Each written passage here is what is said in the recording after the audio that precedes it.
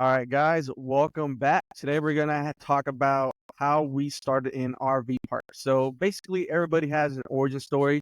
Whether you start with residential, move yourself up to commercial, and find yourself to RV spaces, or for some weird reason, you find yourself right away to RV space.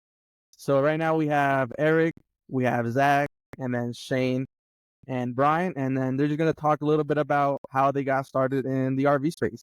So Shane, Eric, Brian, don't know who wants to start first and just take it away. Good for I it. guess I'll start first. It looks like I'm first in line here. So RV parks was sort of a new endeavor, but my origin story, funny enough, was I spent 21 years in a mobile home park. So that was most of my life growing up.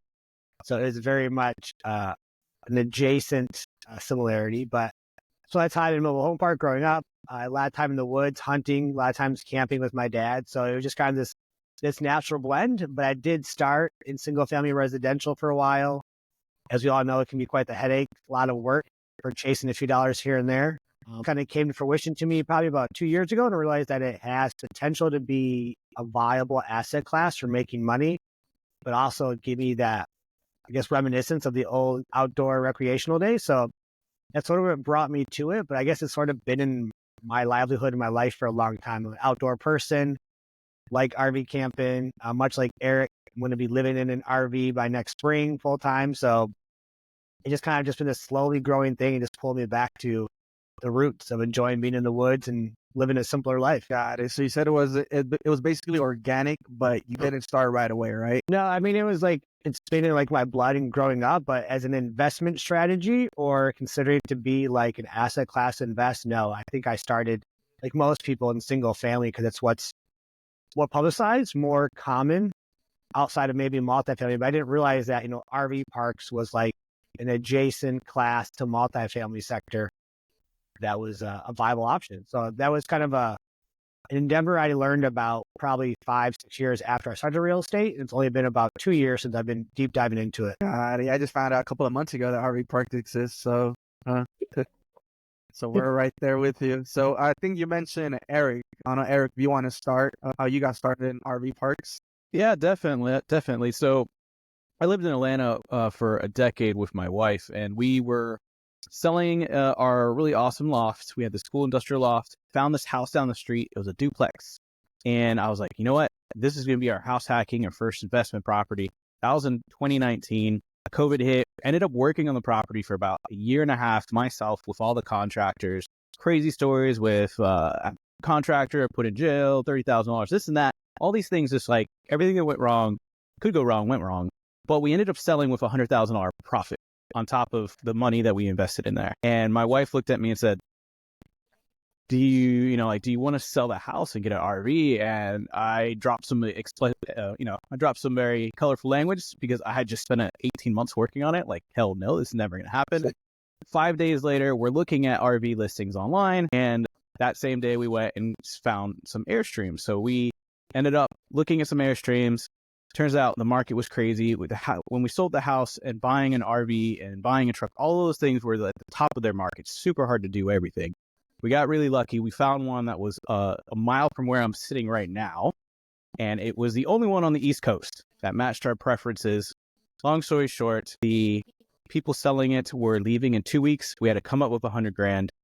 And the guy who did the bridge loan for our RV park was actually the same person who did a bridge loan for my RV when I was getting into the industry. So a good buddy of mine did the bridge loan. We ended up living the Airstream RV life for the past 2.5 years, starting out in 2021. And it was just like, we just kind of accidentally fell into the RV living, the lifestyle of it. And about a year ago, when we were getting back on road, I had been trying to successfully transition out of my prior IT business, where I was doing a lot of in-person Apple IT consulting for film studios in Atlanta and a lot of high net worth clients.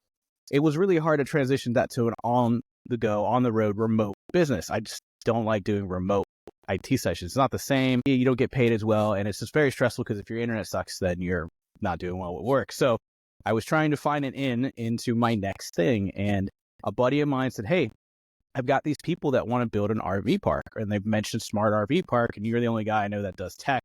Let me introduce you to them.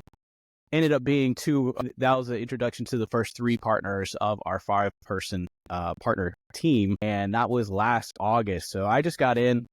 I went, brought my drone, shot some footage of the land that they were looking at, which was Hidden Beach, like Alpha, the first version potential. That was a horrible, horrible location. Thank God we didn't get that one.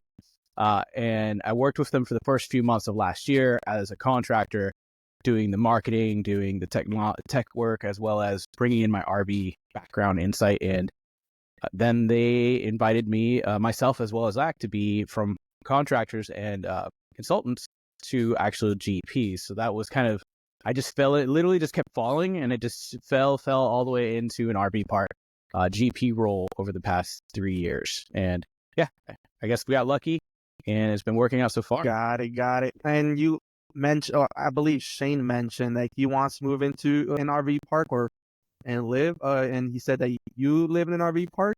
Yes. Can you expand what an RV actually is? Because some people might not be well familiar with what an actual RV is. Does it come with a toilet? How do I hook? How do I drive it? How do I get a license? For those people that maybe want to invest in RV parks, but before they start investing, maybe they want to, maybe visit one. Maybe that's their way of, starting in RV parks. Yeah, definitely. So the lowest end RV parks come with a shovel and a good luck to find your toilet. Those are pretty much free. And then the highest ones, you can go from an RV that is a travel trailer. They have these ones called teardrops, and they are shaped like a teardrop, very small, fits 1-2 people maybe. Those are usually weekend trips. Then they have some of the pop-up teardrop styles where you might see someone pulling this flat trailer behind them, but actually it pops all the way up, turns into a 2-bedroom or enough for 2 to 3 people or kids sometimes. Those are all really on the smaller end, much more affordable, much more like I'm doing this for the weekend. If you live in one of those, I'm sorry, those are really small. I live in a small one. By small, I say I have a 27-foot Airstream. So we have 130-ish square feet and a queen-size bed. And we used to have room for 2 small kids or 1 other person to sleep on a couch area. We got that converted over into offices. So most people think RV and they think of, what was it, National Lampoons, like the American Christmas, where Cousin Eddie comes with his like beat up RV.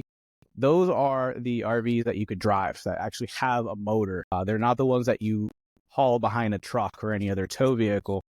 And those, you don't need a special license. As long as you can drive a car, you can drive one of those. There's nothing special about that. It is not an 18-wheeler. You need to know all these things and get your CDL. And then they have different classes. They have travel trailers and Class Cs and Class Bs and Class As. Class As are essentially the top of the line. Those are the motor coaches. Those are the ones that you can see for $2 million. And they have all the slide outs and they pop out. And those are the ones that those end up, the newer ones you'll see, there are not that many, but there are motor coach luxury resorts where you would find just those. Like they're very, I would say classist, but really it's just like, hey, they paid a lot of money. They want to be around nice, pretty, motor coaches that are just like theirs. And then there's one more that I almost forgot, which is the fifth wheel. And the fifth wheel are the ones that have they go over the bed of the truck and attached in a special way to the tow vehicle, their trucks. And those things can be monstrosity in terms of size. Like you're talking 46-foot long fifth wheel, 20 feet longer than what I have as my travel trailer. Those are the most common for families because you get so much room. I mean, it's like a few hundred square feet. I think maybe 300, 400 square feet, depending on the configuration and if you have a second level. So generally, there's the ones you pull behind, there's the ones you drive, and then there's the ones that they look like little U-Haul, like things that you're just bringing some stuff with that people somehow sleep in. They're more adventurous than I am. I like to be able to stretch my legs, and I'm 5'6", so kind of give you an idea how small those are. But yeah, I mean, those are generally the classifications. And with motor and RV parks, RV parks can be some people, there's there's another style, and it's not really an RV. You can have a tent on your Jeep or your truck or the bed of your truck. It's tent camping where you're doing a pop-up tent on top of your vehicle. And those actually could be pretty roomy for, that one weekend, or if you're do adventure stuff, BMXing, mountain biking, whatever it is. Those are actually really, really useful. So when it comes to the RV parks, you're going to have like dirt tent campgrounds where you pitch a tent or you bring your vehicle and you pitch a tent on top of your vehicle. And then you go up to the ones that are, the RV parks for travel trailers and fifth wheels and motor coaches that are either dirt, gravel, asphalt, concrete. And those vary in prices depending on the amenities. If it's dirt, you're not going to be paying much. If it's all concrete, you're going to be paying a premium because it's not cheap to have concrete. And then, you go from RV campground with camping to RV park, maybe no tent camping. It's just RV vehicles of that classification, all the way to RV resorts and motor coach resorts. And those are in that luxury category. So it's a wide array and a wide range of things within this market in this group. But there's something for everybody. Awesome. No. Yeah, thank you so much. Basically, there's a budget for everyone that wants to get involved or wants to start, RV camping. So awesome. No, thank you so much for that. So if anybody is watching, go attend your next or your closest Bassin. And what's that shop that they sell all those clothes for the outdoors? Oh, yeah. North Store, the North Face. Bass Pro Shop. Bass Pro Shop, North Face. There North you go. Face would be like the luxury ones. Bass Pro Shop's like the dirt. Black Friday is coming, guys. Black Friday is coming. And awesome. Yeah, no, thank you so much for that. Awesome. You mentioned Hidden Beach, and I believe that's one of your business partners, which is Zach, is right here.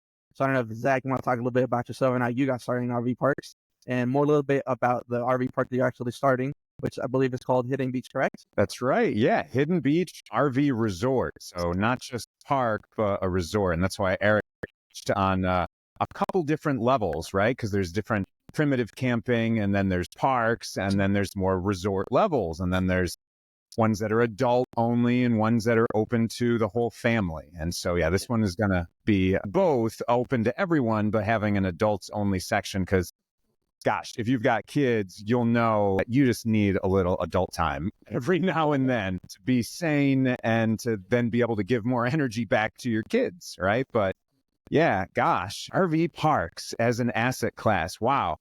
I would say 2 years ago, I didn't know what this was either. I just did not know that it was something that's so prevalent, something that makes so much darn money with awesome ways of not having to evict tenants off of them, but renting concrete for gosh sake, right? And that is something that's extremely, extremely booming since COVID because we've got other people that are moving into this whole asset class, other demographics, because everyone can work from anywhere.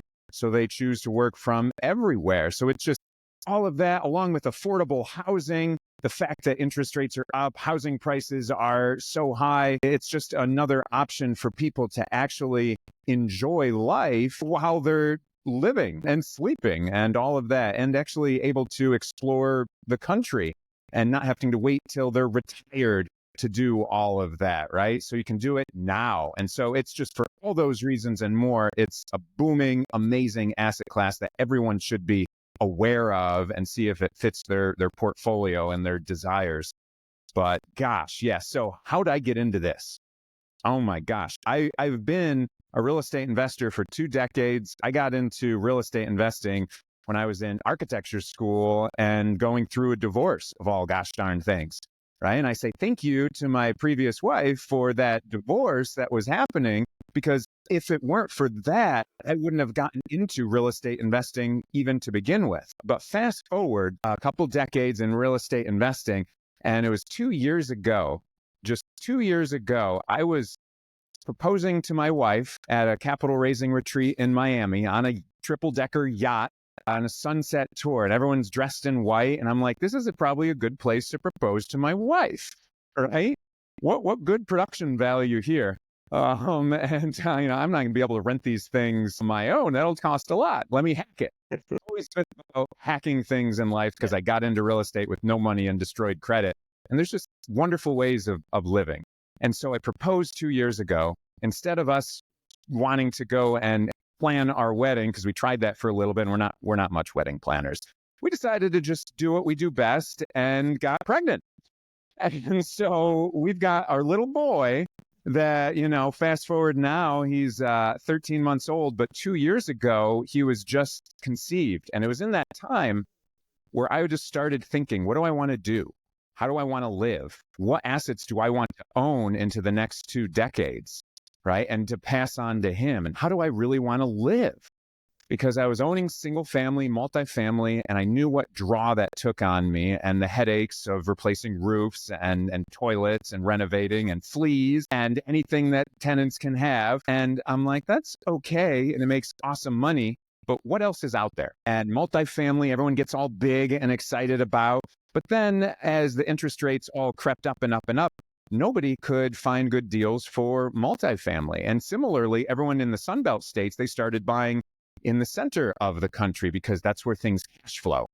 And that I'm going to tell you is what RV parks do really well, is they cash flow. That's number one. They cash flow really well because you're renting concrete. Ever go to a sports game and have to find a spot to park and pay 50, 60, 80, gosh knows, dollars to park there for just a game?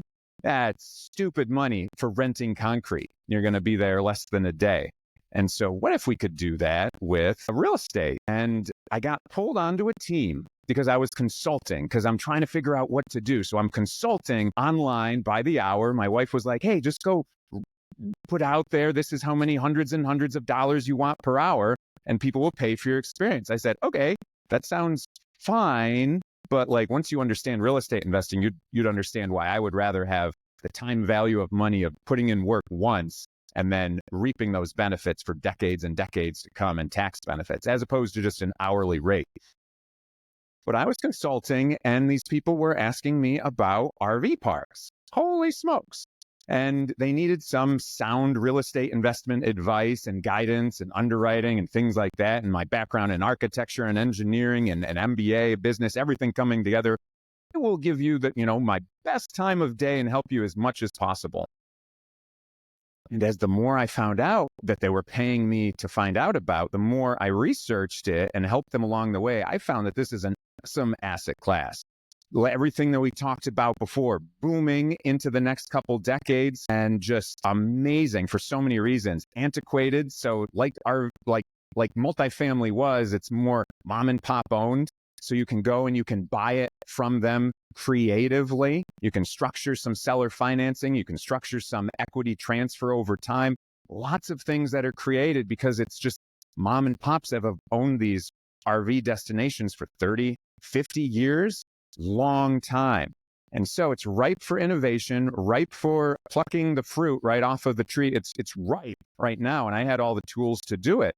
And there's this team that's coming together with the right people to create an awesome RV resort. So gosh darn it. Yeah, I was all in. I'm like, this is something I can enjoy. This is something I love nature. I love going out and teaching people about nature. I love the experience of the different parts of the world that you can go to, have my little boy and teach him, hey, this is a tree. This is how to camp. This is how to glamp because mommy doesn't like bugs. This is how to do all these things. And just daddy owns this whole RV park. And what does that mean? Oh, it's cash flow. Well, what does cash flow mean? Well, let me teach you about cash flow and the equity that it builds up and all the tax savings and what you can do with the cost segregation and like really quick money and tax benefits in certain years, and just having really educated conversations that they don't tend to teach you in school. Well, we can do that. And that's part of our ideal client avatar is we want someone that has kids. We want someone who's savvy and smart. They've done some research into all the different real estate investments that you can do, but they want to teach their kids. They want to teach them. They want to teach them the outdoors. They want to teach them about finance. And they want to make those memories with their kids. And that's a big part of it too, is we're going to make memories with my little boy and my little boy or girl we're going to find out in the next week or the second one that we're having. But gosh, we can make these memories and our investors can come down and make these memories with us. And now this is something you can truly, truly enjoy. It's making our bank account happier while we get to have fun vacations, teaching our kids, making memories with our loved ones, and it's in nature. So go have a jog in nature. Go have a little workout. That's part of what we're looking to do at our resort is just have a mile-long loop, a trail where you can teach them things. My little boy, gosh, I ran with him just this morning. We ran, simple 3 miles. That's why I'm a little lightheaded and sweaty from that, but just getting outside. Like he has already run 2 races. This is his first Father's Day 5K that he's run, right? And then he just had another one. But I'm just I'm just teaching him that working out and enjoying nature is normal. This is perfectly normal. This is what everyone does, right? Because whatever you teach your kid, they know nothing else other than the world that's really in your bubble for the first 10, 12 years or so. And then they start to look outside and they're like, I want to do all these other things.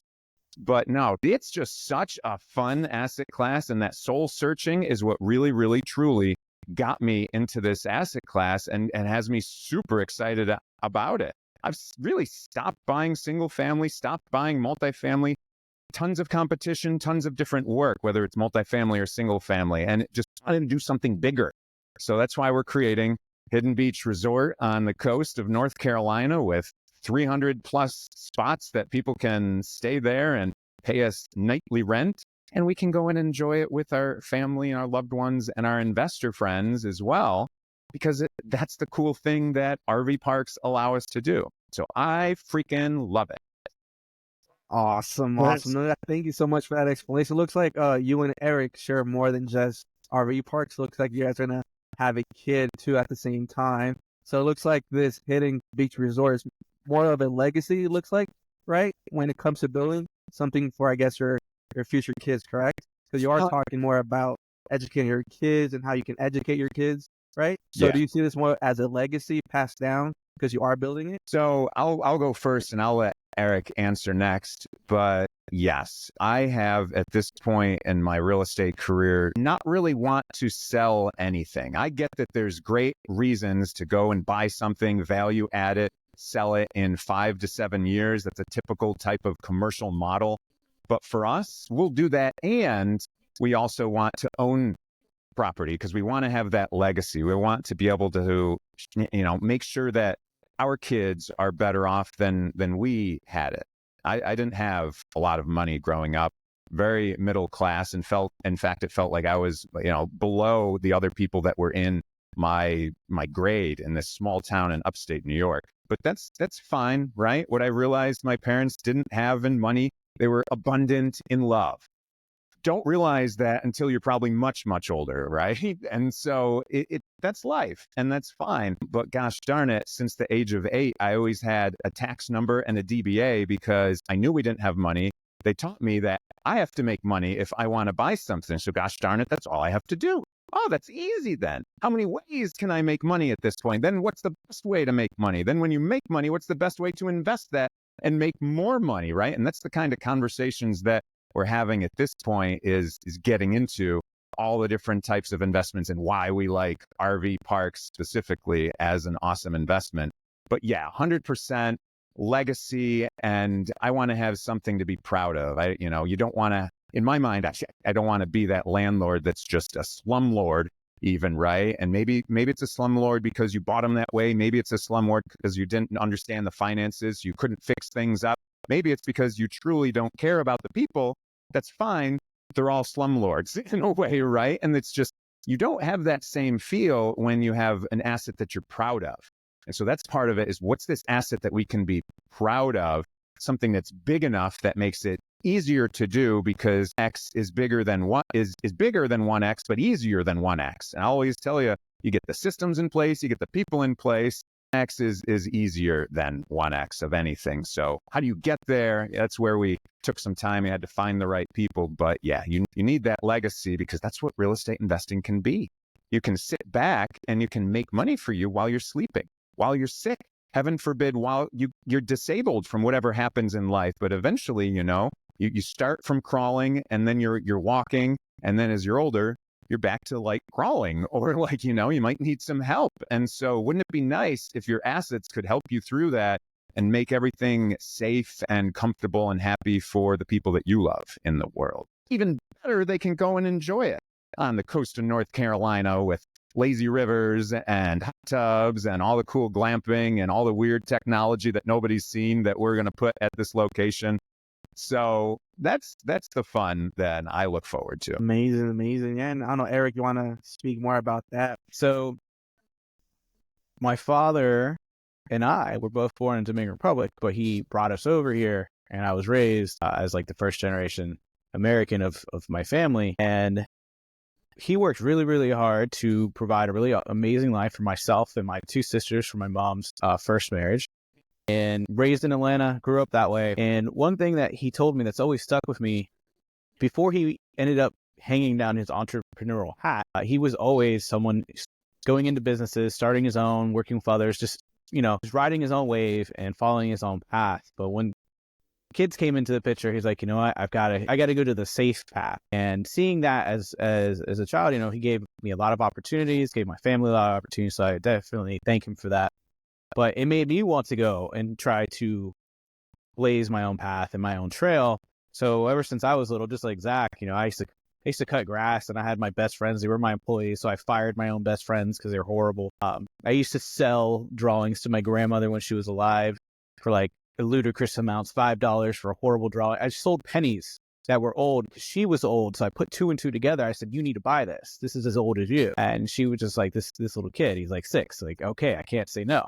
So I've always had this in my blood to be an entrepreneur, kind of come out with my own way of creating money. Like, I will never feel poor as long as I have the mental capability to create and to improve upon things. I know that skill right there will always bring in income one way or another, whether it's a hard income or easy income. That's, safe to say it depends on the situation. But the rest of my early adult years up until now, I'm 37, I've been pursuing different forms of creative media, or eventually I got into the Apple consulting, which I had avoided because I had a horrible corporate experience when I was I think I was 17 or 18 as an intern, this financial corporate place. I was below the janitors.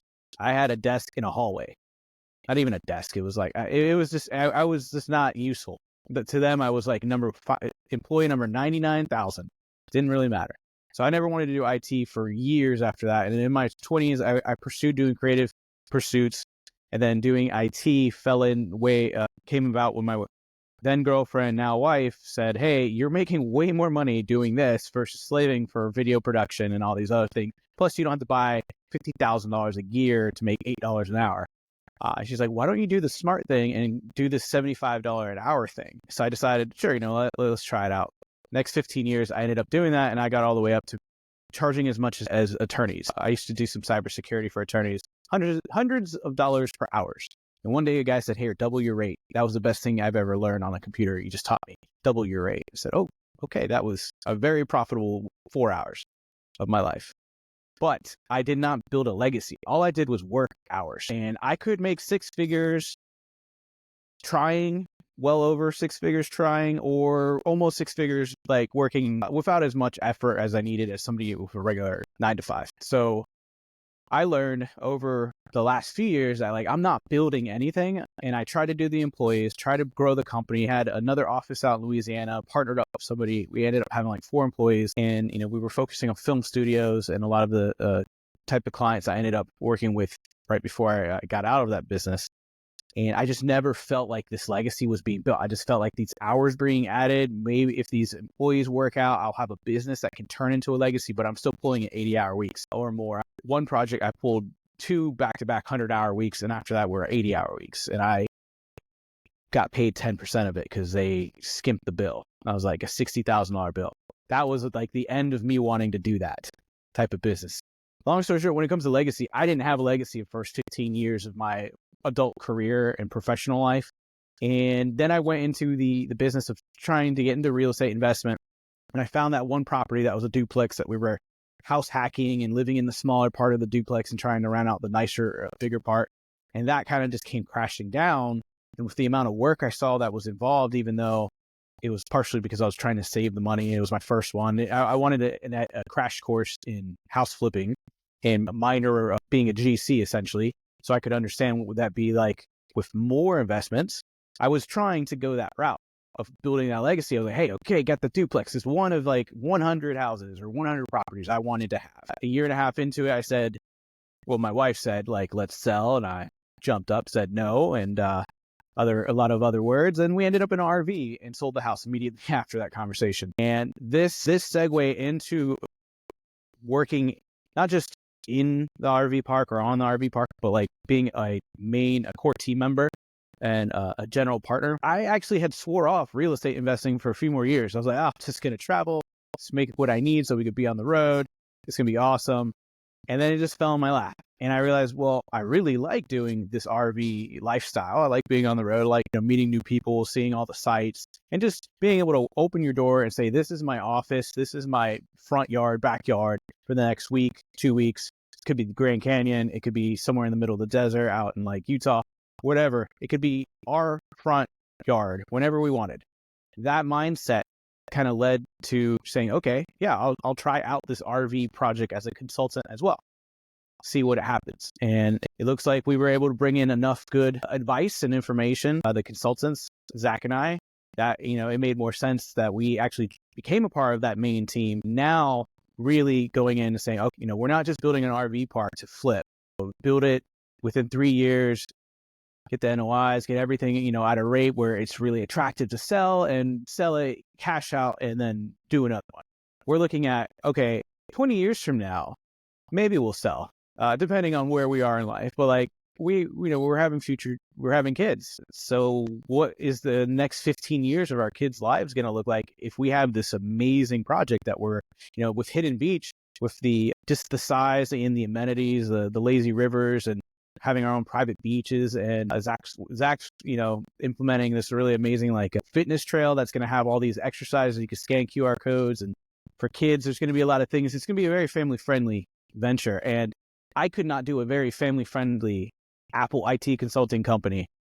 What does that even mean? Like, I couldn't do that. There's no legacy to even consider creating a thing like that could last 20 years, that is tangible and enjoyable by my current family and future family.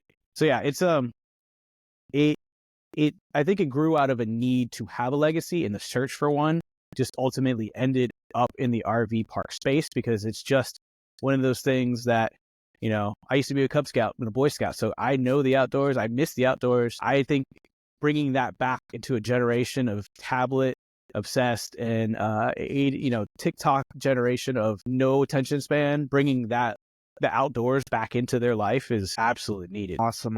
Yeah, no, thank you so much for those stories. Actually appreciate it when other people are talking about, their legacy, and it looks like you guys fell in love with the process, and it looks like you found people that you're currently working with that enjoy the process too. Because usually when people getting started with investing in real estate, they talk about what they're gonna do with the money and not about the process. So it looks like you guys not only like working in the RV in the real estate space, but enjoy working in the RV industry. So that's actually good to hear. So I know Brian over here is waiting patiently. So Brian here, can you just share your story of how you started, and maybe share some parks that you're currently working on? Yeah, for sure. So I spent too much time in the office. So I like getting out, like going hiking and camping. I've always done that all my life. And then about 4 years ago, I got my own little Airstream. It's about 22 feet. So I like going on road trips and going camping in my Airstream. It's always fun. Just going different places, seeing different parks and stuff like that. And then about 2 years ago, I found a park that was actually for sale. So that became nice. I actually worked out a deal with the seller, got it on seller financing, and I was able to get a park in Nevada. So that was pretty cool. And that was my first park. And then I found out it cash flowed pretty well. Actually, cash flows better than mobile home parks. So that's how I became interested in RV parks, because they do better. They have more cash flow, and then you have more revenue streams as well at an RV park. You can sell, firewood, ice, propane. You can sell golf carts. I actually rent golf carts, rent kayaks, all that good stuff. And then you can do other things like have horse trails, and get, snacks, all that good stuff. You can't do that at mobile home parks. So that's why I'm in RV parks. There's way more opportunity, more potential, and stuff like that. So you're saying that when we're looking at mobile home parks, I guess the cash flow wasn't there, or the revenue wasn't there when it came to RV parks, or were there more revenue streams when it comes to RV parks, or is there like a cap when it comes to mobile home parks? Well, mobile home parks, you're kind of capped. At RV parks, you can make it better, and you have multiple streams of income you can get from an RV park. because you can offer things to campers like, like I said, firewood, propane, ice, or kayaks, and even other things, snacks, all that good stuff. And then the park that you currently have in Nevada, you said, what other streams of revenue do you currently have on that one? Or do you That currently one, planning on expanding on it? I know it's mostly a long-term park. It has like 10 short-term spots, but on that one, only the laundry room is the revenue stream there. Do you plan on maybe adding a few other stuff maybe down the line or expanding or is Yeah, I might expand it, but not sure yet. God? And then are you currently working on other parks with other people currently? I know So Shane is there. currently I'm partnering with Shan, and we're looking at some parks in Missouri and Tennessee and Utah and Colorado. I know you guys have a fund, right? Correct? So we do have fun. Yeah, we're starting to raise capital for park acquisitions. We started that earlier this year, and we're going to take it into next year and try to get to $5 million per quarter, and then go from there to get, hopefully four parks a year. We'll see how that goes. Yeah. So you want to buy a park every single quarter then, right? Every quarter is the goal. Yeah, one per quarter. Got it. And then you said you had a fund, right? I guess there's different ways to buy RV parks. I don't know if Zach and Eric kind of explain how they buy RV parks. I don't know if you guys have a fund or do you guys go to traditional banks or how do you guys acquire parks? Or do you guys have a fund like Brian and Shane over here? So there's always the capital stack that you have to consider when you're acquiring an asset, a real estate asset, and what your time frame is that you're going to exit out of that. Like if you're going to sell it, like you in an easy example, a fix and flip, you tend to fix up any type of house and you'll sell it in 12 months. So that's an example of trying to recycle the asset, add some value and move on. So you have to know what your exit strategies are, and you want to tie those exit strategies to the funding that you're using. It's really important in real estate. I always teach people this and tell them you want to start at the end and work backwards. You don't want to just buy something with whatever type of funding you can and then see what happens down the road. I mean, you can do it that way, but you'll probably learn some valuable lessons. And I would say get someone to help you start from the end and work backwards. So if you want to hold an asset long-term, you have to think about long-term funding that's at the end of the whole game. So you think of that typically as a bank, but it can be some type of fixed interest over lots of years, 30 years. Sometimes people are extending those to 40, 50. Commercial is typically a 25-year type of note, but something longer than 1 year or 3 years or even 5 years. That's more of that short-term flipping type of financing that's involved.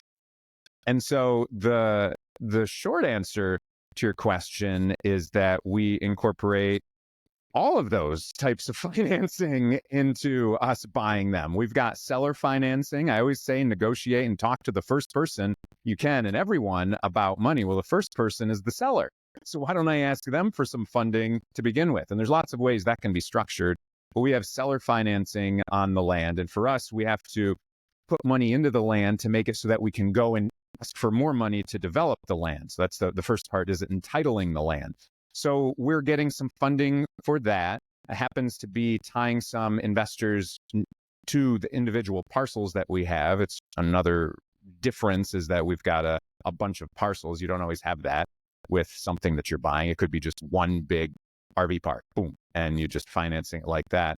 But you can pool people's money together. You can use individual money on individual parcels. There's tons of different ways of pooling money together. So you have to make sure that you're doing that in alignment with the rules and the regulations of things like the Securities and Exchange Commission, the SEC. But for us, we're also creating a fund so that we can pool some money like that. This happens to be a B fund. There's lots of numbers, lots of acronyms, lots of, regulation D, this thing, that thing. They're just citing the rules and the chapters of ways that they allow people to pool money together or syndicate these deals. And so, for us, we're having short-term notes that we're creating, longer-term notes with some funds. We're going to move into the next phase of development where we're going to go and get a construction loan along with some pooled money together in a 506 type of equity fund So that goes together. And then come year 5, 6, when everything is good, we can refinance it for that long-term financing. We're going to take this money that's owed to the development fund and owed to our investors, and we're going to refinance that all into that one big bank type of long-term note that will then own the property long-term, but we can pay off everything that we owe and everyone that we've promised that's part of the deal with us in the equity fund, and get them really awesome, like X type of returns on their money in that short amount of time. And then we recycle that money, buy another park, and it just keeps moving around. So there's always money that's moving around. And so the answer is more of an and versus an or with financing. And you really want to be careful of that whole capital stack and how you get there. So yeah, really thinking about all of the funding, that's, again, most important, working from the back, working towards the current acquisition that you're trying to achieve. Awesome. I appreciate that. There are some people when they get involved in real estate or RV spots, when they are talking to other investors, oh, I'm doing this, so I'm doing that. And some people, including myself, they do chase, that shiny object syndrome where, oh, this person is doing this, maybe I should do this. And then it gets a little bit confusing. So I like how you kind of phrase that, work from the back and then, work forward. So that's actually good advice. So for anybody that is starting, so make sure you know what your exit strategy is, so you know how to, I guess, potentially fund the deal. I don't know if somebody wants to talk about what kind of different exit strategies are. I don't know if Shane wants to talk about what kind of exit strategy you have on your side. I know it might be a little bit different from Eric's and Zach's side. Yeah, I mean, there are numerous types of exits, right? I mean, Zach, I can't remember like Zach and Eric, but your guys' case, it's a long-term hold. Right? The goal is to make this a legacy, as you've said. Hold it till you pass away or put it in a trust and give it to your kids, right? So on our end, we have probably 2 exits, right? We have in the fund a shorter timeline, right? We're looking at maybe 5 years on average.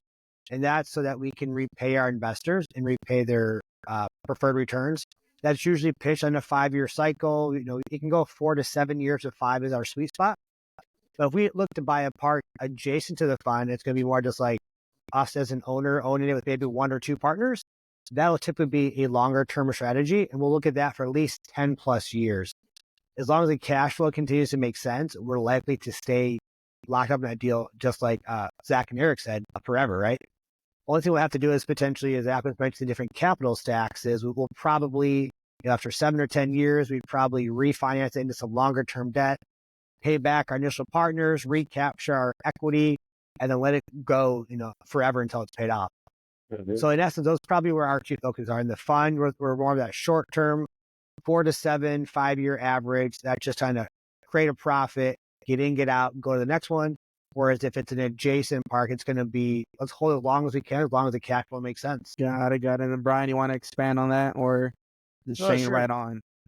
So I like the idea of keeping parks for the cash flow. That's a good thing. Because, cash flow is always nice to have around. But, improving the park and flipping it 5 years later is also good for, raising capital and getting on to the next park. But, for me, I like the cash flow. It's nice and stable income. Got it. So it looks like we talked about, how to acquire the parks, but we haven't talked about, I guess, more in detail about the marketing side. I know, Eric, you kind of do the marketing side on Zach's side. I don't know if you want to talk about a little bit more on how you handle that on your end when it comes to acquiring parks. Yes. So with the marketing, I mean, right now we're very early stage. We have a 5-year development plan with multiple phases. The first year to 2 years is just getting the permitting, the entitlement done, getting everything we need so we can really start building the actual park and putting in structures and converting the beach over. But in the aspect of raising capital, that's a marketing, a piece of the marketing that unless you already have a partner that's part of the GP, the core team that's bringing funds or can qualify for the size loan for the development or renovation you're doing for your park, you're going to have to raise funds. And for us, for raising funds, we initially started with a non-506B or 506C type of fund. It was more just of a private debt investment, which allowed us to reach out to different people that we would normally not be able to per the SEC ruling of the 506B or the 506C style funds. So that gave us a little bit more wiggle room to show more people, to introduce what we're doing with Hidden Beach, to talk about some of the features and invite them onto calls. But primarily the marketing for Hidden Beach is really in that preliminary stage of raising capital. We need to get money to get this park acquired and, get it off the ground with all the entitlements and permitting that we need to do. So all of our advertising really was just showing people what we want to build, not as deep of a pitch deck as you would need with those specific type of funds, since this was a more of a private investment. And yeah, we started off, I think we really hit the ground running in June, and throughout July and August, we were actively talking to potential private investors to bring them on board and have them invest with us. And it's been, a lot of we're riding by the seat of our pants, because a lot of people that are looking at these returns, we're doing something a little different. We're not just creating an investment that is solely just for the investment, the financial benefit. We wanted to offer more than that. We're talking about actually offering the stays and just different ways that our early investors can be recognized as VIP guests at our RV resort and other future resorts, and really treat them well.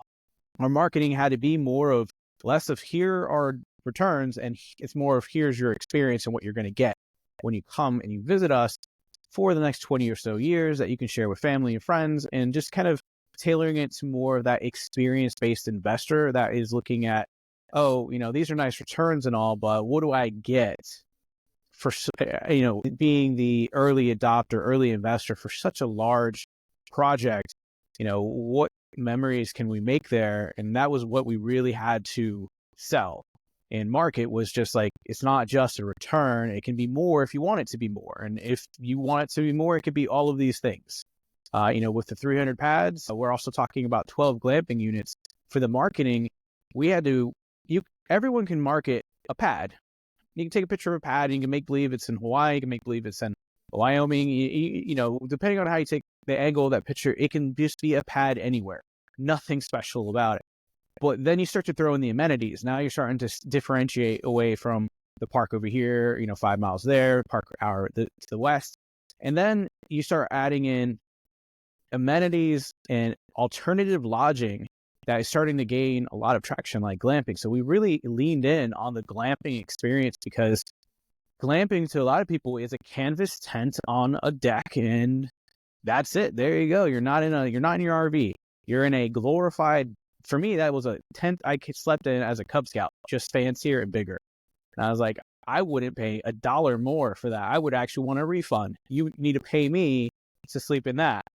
And that's what's out there with your mom and pop sites that are thinking, ooh, we're going to jump in on this glamping trend. So we decided, all right, let's completely rewrite the book. Instead of just having one style that is common, let's go really uncommon, just more unique stays, geodesic domes. Started taking an inspiration from other companies and other luxury stays around the world. And one of them was in Quebec, in Canada. And they had 30-foot tall tree houses. And that really, we loved their design, their style. We said, why don't we build some of these? There's only like one of these in the whole Western hemisphere that we know of. Let's add 3 more. So we really focused our marketing on the aspect that we didn't want to be like every other park, which everybody says that, but then they end up with just, gravel and a canvas tent, and they say, look, we're different. We really, really wanted to stand out, because if we're going to put our heart and soul in the next few years of this, and plus 20 years of ownership or more, having this asset class become a legacy, we really wanted it to be something that not only would stand out on paper and on the web, visually, it would help people come and drive into the middle of nowhere, because we're currently in a location that is yet to be really developed. So we are needing to be this anchor, and our marketing had to focus on that. And that was part of that experience that we were selling. It all blended together. How do we get the investors? How do we get future guests interested? And how do we get a seat at the table with these resorts, these RV resorts out there that have already made a name for themselves, that are more established? How do we just shove them out of the way and get ourselves on that table and say, hey, we're here. You can't kick us out.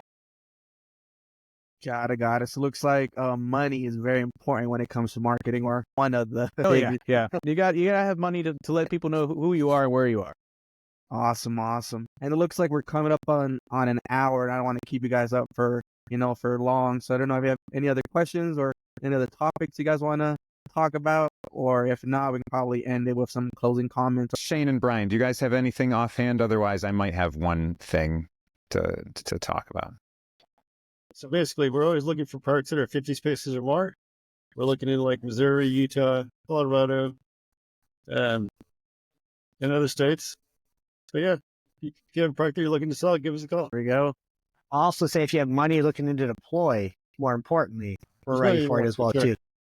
We do have parks that we have numerous requests. Every week we have requests for potential parks that we, at our initial look, we're excited by. But yeah, we get more requests for capital than we can raise capital at this equal speed. So, we'll get $1 million a week of requests for capital, but only raise, maybe $100,000 a week. Like, well, we're short still. So we're always looking for not only parks, but also, Brian would say, capital. So always looking for accredited investors who are looking for safe and stable returns, and also amongst the highest returns you'll find in the market of any real estate class. A point I wanted to make, which is kind of going back to Zach and Eric, your guys' park, right? So you guys are building a legacy, but you also have your identities and names attached to it. So part of the pitch of your park is also yourself, right? Because you're starting from literally land acquisitions all the way to building this new Disney World, right? It's like that's your name, your energy side to it. Whereas me and Brian, right, it's a little more of an analytical approach. It's not quite as flashy or as pretty or as cool, but we're more just like, hey, here's a park. It's already cash flow. Use that as a vessel to make money to then go build your legacy maybe somewhere else to our investors. So our investors maybe not have the same identity associated with the parks, but it's a vessel to go find whatever their passion project is. So it's a different approach. And unfortunately, it's not quite, I think, as much fun or as lively as your guys' can be, but people are excited, right? If the returns, and it is a new asset class that's less common. So there is still excitement with it, but it is not necessarily as much of a personal endeavor, as much personal identity associated with it. So for us, parks come and go through our email every day. We're not as excited by some are more excited by, but if the park, is it for us the least decent shape and it makes cash flow to service the debt and return our investors, we're excited by it. Even though it may be boring, there may not be a bunch of other amenities. There's probably no lazy rivers or robots or drones on site.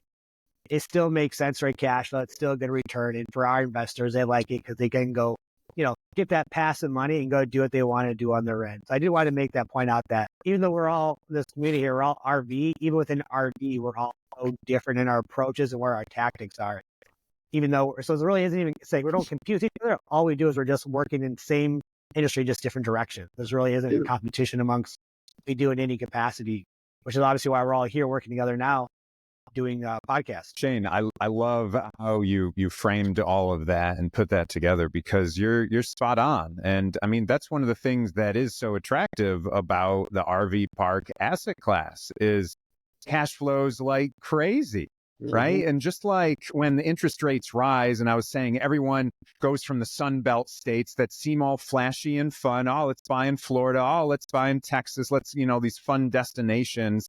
Then they say, oh, well, I can't afford those. Those don't cash flow the same way when interest rates are high. Where can you still afford everything? Boop. The center of the whole country, right here in boring Ohio, right? Some people might say boring. I always say sunny. Doesn't matter the association with it. But I will tell people, yeah, Ohio is boring. But what boring is it's consistent. It's that money that keeps coming in all the time. Guess what? All of a sudden, everyone that was buying in those Sunbelt states come every 10 years when the economy takes to a certain cycle where it makes super financial sense to buy in the Midwest here.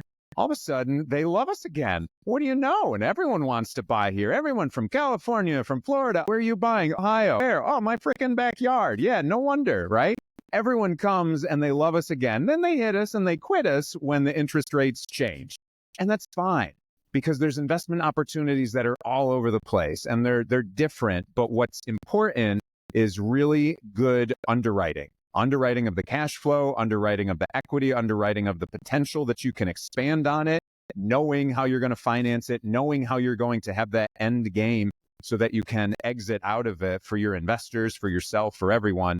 Doing that not so sexy, not so flashy underwriting. To me, as an engineer, I love that. And a lot of people don't really appreciate those things. But without that good underwriting, the whole thing, it can be a complete flop. And I don't care how many lazy rivers you put into something. There's a point where there's too many lazy rivers and it doesn't make sense, right? If you just have that one side pushing and pushing with, exciting visionary type of items without that pushback of the analytical side of it, of does this make sense? Will this last the test of time for the duration, getting us the end result that we want? Without that, you're screwed before you even start. So, that is important. And to me, it's super important. You have to underwrite everything. And it's also, what always ends up working. It always works that way. When you underwrite something right and have multiple exit strategies and are conservative in your underwriting, then you're safe. You're good. That's my engineer and me, design something that's 4 times stronger than I need it to be. That way it's not going to fail in extreme situations. Similar with underwriting. And honestly, that I would say is the bare minimum that someone should do that invests in anything, is make sure that there's solid underwriting, that the team understands that very well. And just like you were saying, Shane, in order to do that, you're going to end up, for existing deals, you're going to look through tons of them. Might be 100 just to get one that matches your criteria, matches your risk tolerance, matches your financing with the expansion that you want to have. It takes that type of time. And that's one of the things that people don't realize that just want to invest with, that are investing with you in your fund and that want to invest in your fund. They don't realize all the work that goes on behind the scene. They only see the flashy thing, which is the 1 in 100 that you've analyzed and put in front of them. They don't see all the papers and the scribbles and that's not going to work. That's not going to work. Can't negotiate a reasonable price here that makes sense. They're not going to see that. But that's the benefit that they're getting by working with smart people on a fund, is that those fund managers, they're going to do all that work ahead of time before they get paid to bring those opportunities to those savvy real estate investors that can invest in that fund. And so, heck yeah, to underwriting. It's sexy in its own light, right? Without it, you're up a creek without a paddle, and it's probably pretty murky water, alligators and all. Awesome. I know, Eric, you want to share something? The last thing I would say is, Shane, you were describing how you and Brian are, we're opposite in certain ways. Like Zach and I kind of split that visionary role, myself being the one with the experience that can actually marry the vision and what can and should work, will work in the parks. But we're also like the salesman, because we have a brand, versus with the fund, you guys are you're above us in the sense of you're working to make these parks happen. Right now, we're boots on the ground. We're trying to develop a park and a brand and identity from the ground up, as well as, we're going to expand when things calm down a little bit, is to pick up more parks that can be, I'd say, flip, but we do want to hold on to them for as long as it makes sense. But now having an additional smaller, less flashy, less resort style brand as well. So all in all, we're all in the same train, going in the same direction. Whether or not, we're on a bullet train or we're on a regular train, just picking up everything, that makes sense, that is for that long-term haul, for cash flow, and for profit for the investors. We're all in the same direction. So it's good to find fellow passengers on said train to enjoy the journey with and to share the different experiences from the different sides of the table. I love that. We're all on the same train, going the same direction, going to success. There you go. Any, Zach, any other last comments you want to share on your end? Well, I would say how they mentioned that their fund is open to accredited investors. That's going to be accredited investors only. Our fund that we have right now is open to our non-accredited partners that know us as well. It's closed to everyone else that doesn't know us right now. It's closed to them, but, come and book a call with us. Just book a discovery call and start chatting with us, because then, who knows? Down the line, we're going to have other opportunities that are available, other funds. Please learn about us, learn about real estate investing, and learn the fun that it can really be to passively invest in this. And with us, we always like to give resort stays and make those memories, those destinations, so you can be a part of a future endeavor that we're working on, but you got to know us. right? Whether you're accredited or non-accredited, I always wanted to make what we're doing accessible to everyone. You know, starting out with not a lot of money in a family, starting into real estate with destroyed credit and no money from a failed marriage. I want to make things accessible to everyone. And that's what a fund is, where it's open to those non-accredited people. It's more of a pain in the butt for us. Not going to lie about that, right? Rather get $1 million, $2 million investors, $10 million, just move it easier. But it doesn't fulfill me in that same way. I want it to be available to everyone. It's a yes and, not just an or, an upper echelon, anything like that. That's the cool thing about what we're doing. What we really love is that you can come on in. So yeah, book a call with us, chat with us. Let's chat about where you are in your investments, what you like, what you don't like, and just learn a little bit more every day. I love teaching. So come chat with me, and who knows, in the future, you could be floating down the lazy river with us as an investor with your kids, making those memories and those awesome pictures that we all love. Awesome. I don't know if anybody else something to share, Shane, Brian. If not, we just probably end it right here.